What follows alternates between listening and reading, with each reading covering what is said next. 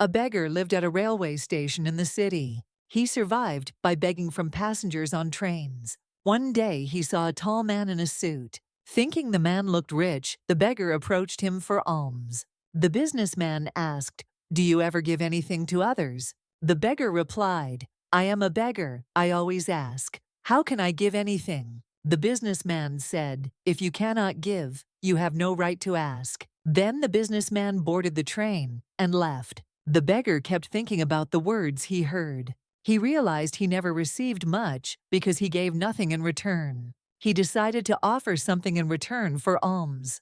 He saw beautiful flowers blooming near the station. An idea struck him. He could give flowers in return for alms. He picked some flowers and went to beg on the train.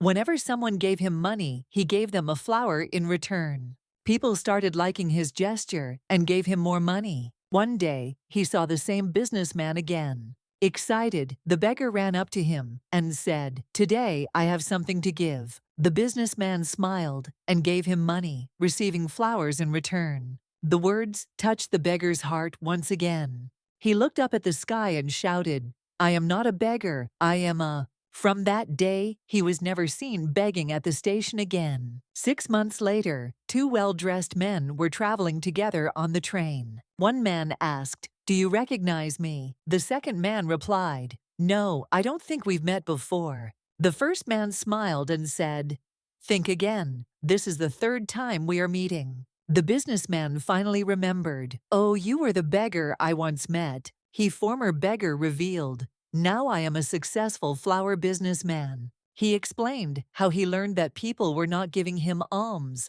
but buying his flowers. He had used his savings to buy more flowers and start a business. The two men smiled and walked out of the station, talking about business.